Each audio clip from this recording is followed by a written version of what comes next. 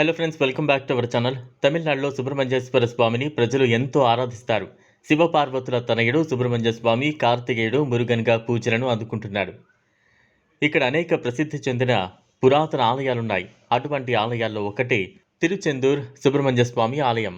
సుబ్రహ్మణ్యేశ్వర స్వామి తారకాసురుడు శూరపద్మం అనే రాక్షసుల సంహారం చేయబోయే ముందు ఈ క్షేత్రంలో విడిది చేసినట్లు స్థల పురాణం. పూర్తి సమాచారం తెలుసుకుందాం. సో వీడియోని స్కిప్ చేయకుండా ఎన్ వరకు చూడండి. సుబ్రహ్మణ్య స్వామిని పరమశివుణ్ణి పూజించిన పవిత్రమైన క్షేత్రం. ఇక్కడే మామిడి చెట్టు రూపంలో పద్మాసురుడు అనే రాక్షసుడు వస్తే సుబ్రహ్మణ్యుడు వాడిని సంహరించి ఆ అసురుడి కోరిక మేరకు 2 భాగములు చేసి ఒకటి కుక్కుటముగా మరొకటి నెమలిగా స్వామి తీసుకున్నారు అని పురాణాల కథనం. తిరుచెందూరులో సుబ్రహ్మణ్య స్వామి వారిని వర్ణించడం సాధ్యం కాదు. అంత అందంగా ఉంటారు. స్వామి తారకాసుర శూరపద్మంలోని రాక్షసులను సంహరించడానికి ఇక్కడి నుంచే బయలుదేరారట. అందుకే ఇక్కడ స్వామివారు తన ముద్దులొలికే రూపంతో పూర్తి ఆయుధాలతో కూడా దర్శనమిస్తారు. చాలా శక్తివంతమైన క్షేత్రం. సర్వసాధారణంగా సుబ్రహ్మణ్య స్వామి ఆలయాలు అన్ని కొండ శిఖరాలపై ఉంటాయి.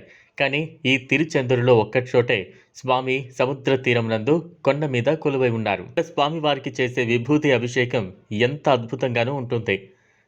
అంతేకాదు ఇక్కడ విభూతి మహిమాన్వితమైనదని భక్తుల నమ్మకం.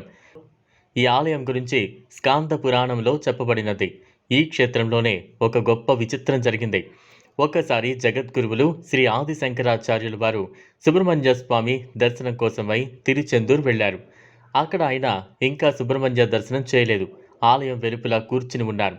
అప్పుడు ఆయనకు ధ్యానంలో సుబ్రహ్మణ్య స్వామి వారు దర్శనమైంది.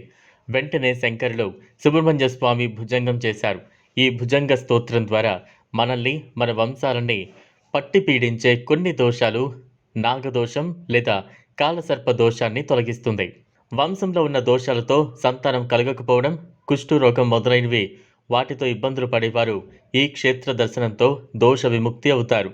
సుబ్రహ్మణ్య భుజంగ స్తోత్రం చదివిన వారికి ఈ భుజంగం ప్రభావం వలన వారికి ఉన్న సకల దోషాలు తొలగి మనసు ప్రశాంతంగా ఉంటుంది. మంచి బుద్ధి వచ్చి ఇష్టకామ్యములు నెరవేరుతాయి. ఈ తిరుచెందూరు క్షేత్రం యొక్క మరొక లీల ఏంటంటే 2006లో వచ్చిన సునామీ వల్ల ఇక్కడ ఎవరికీ హాని జరగలేదు కదా. కనీసం తిరుచెందూరు దేవాలయాన్ని తాకనైనా లేదు. అదే స్వామివారి శక్తి అంటారు భక్తులు. ఇక్కడ స్వామివారికి అభిషేకం చేసిన విభూతి తీసుకువచ్చి ఇంట్లో పెట్టుకుంటే ఎటువంటి గ్రహ శత్రు భూత ప్రేత పిశాచ బాధలు ఉండవు. అంతేకాదు ఈ విభూతిని సేవించడం వల్ల ఎన్నో దీర్ఘకాలిక చర్మ వ్యాధులు నయమవుతాయి, ఆరోగ్య సమస్యలు తొలగిపోతాయి. ఇది ఫ్రెండ్స్ ఇవాల్టి వీడియో. ఈ వీడియో కనుక మీకు నచ్చినట్లయితే లైక్ చేయండి, షేర్ చేయండి, ఛానల్ను సబ్స్క్రైబ్ చేసుకోండి. Thanks for watching.